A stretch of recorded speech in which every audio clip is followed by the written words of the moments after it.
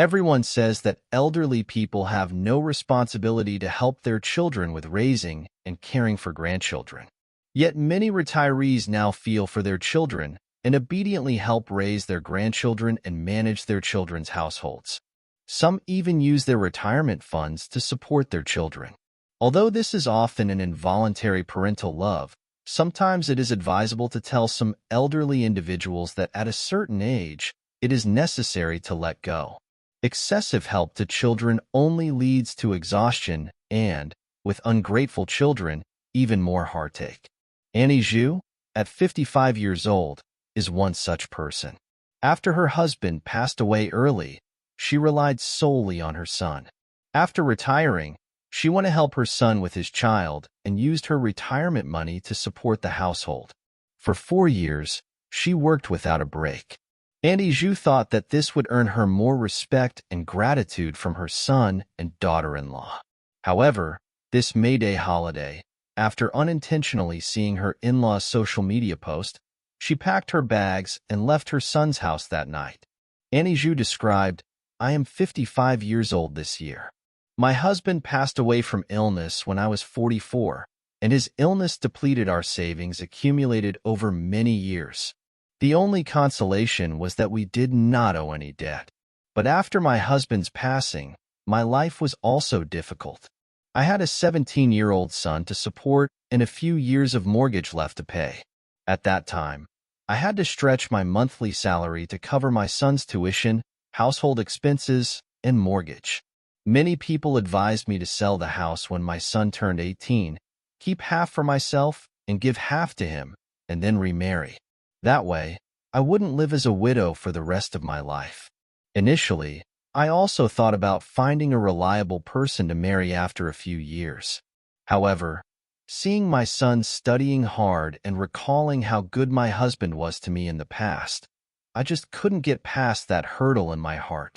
I thought I would wait a few more years before looking for someone. Being a widow for many years, remarrying would be acceptable both socially and morally. So, year after year, I delayed. A few years later, as my son was nearing college graduation, I lost the idea of remarrying. It's not that I didn't want to, but I felt that remarrying was like a gamble with high risks. Some people find true love, but most end up with a very unhappy second marriage. So, after experiencing pain once, I felt it was better to rely on my son for the rest of my life.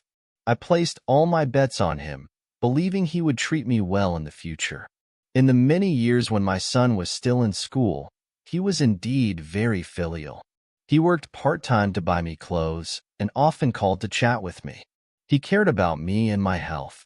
Although he couldn't provide financial support at that time, his warm greetings were the greatest filial piety to me. However, after my son graduated and started working, this warmth gradually disappeared. Instead, I was met with various burdens and constraints.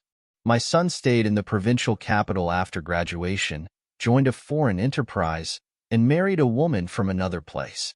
After working for just 2 years, they were planning to marry. At that time, I had just finished paying off the mortgage and had some savings. I wanted my son to delay the wedding a bit, or at least have a simple registration. But today's young people won't accept a wedding that isn't grand and elegant. With no choice, I couldn't refuse the wedding he wanted. My daughter-in-law was from out of town, and they required a large dowry, starting at 180,000 renminbi. After much negotiation, it was reduced to 158,000 renminbi.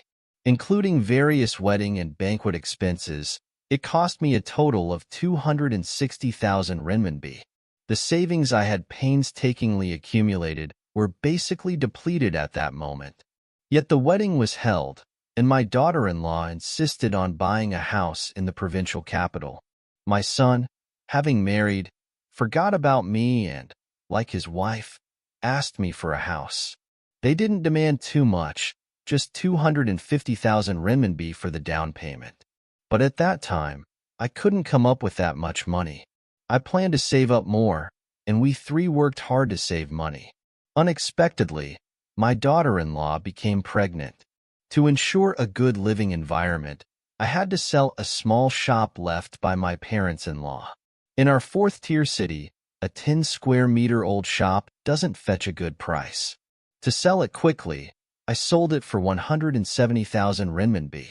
I then borrowed 80,000 renminbi from my siblings to make up the down payment for my son's house.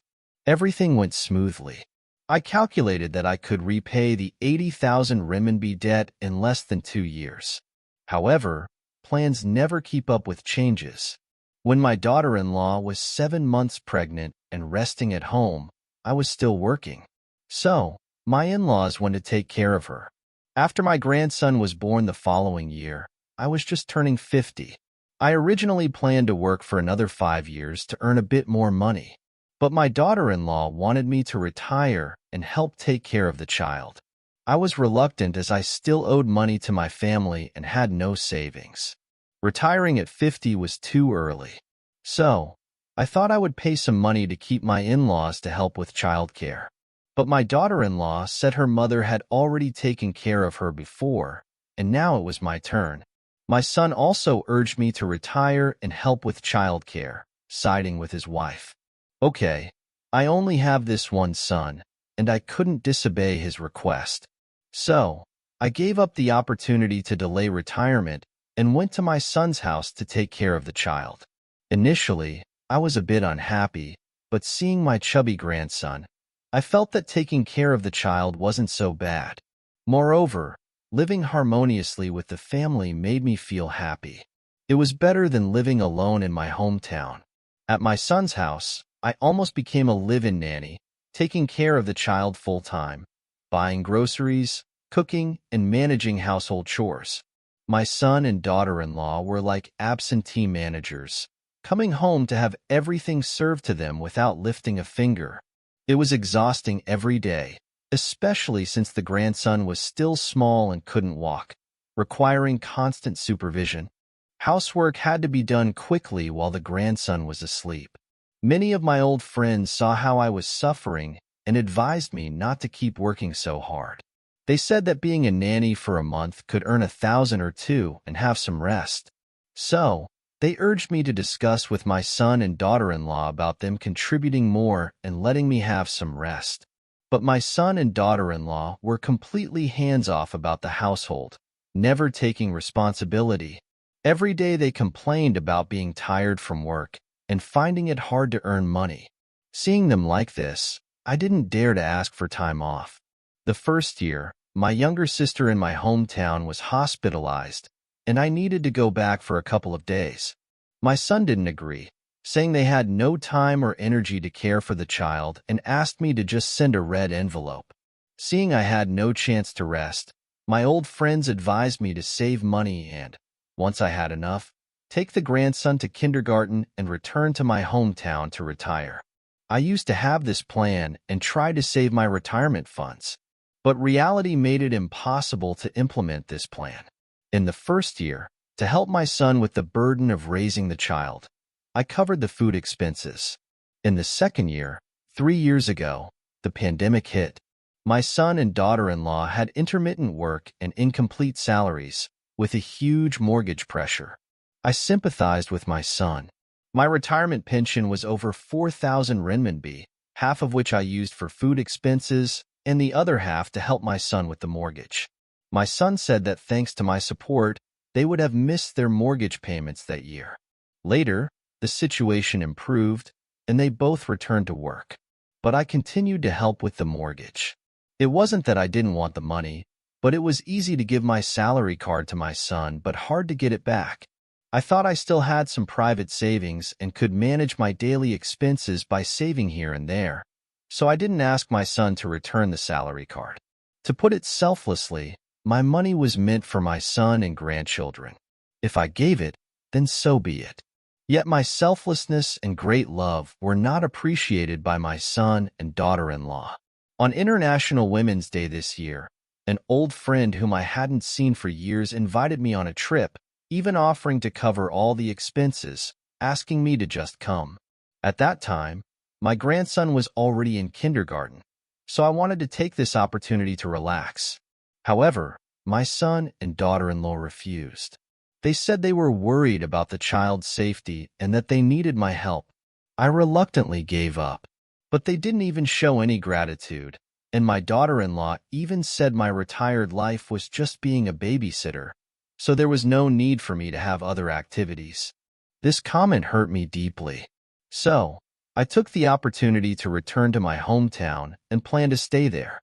I didn't expect that my daughter-in-law would actually post on social media on that day, saying that I was a stay-at-home mother who had nothing to do except take care of the child and was a burden to her family. That evening, I packed my things and left their home. Although I didn't tell them directly, I would never return.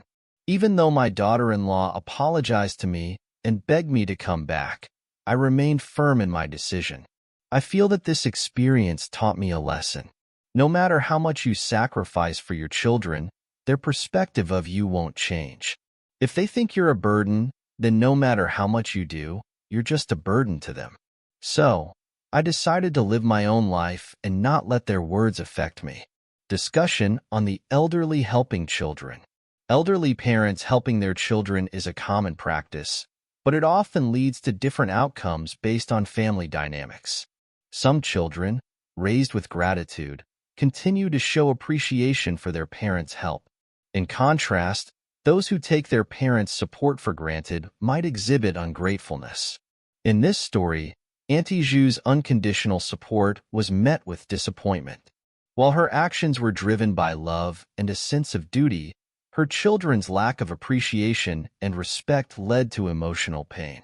This narrative underscores the importance of balance and communication in family relationships. Elderly parents should consider their own needs and well-being, setting boundaries to ensure that their support doesn't lead to exploitation or neglect of their own lives.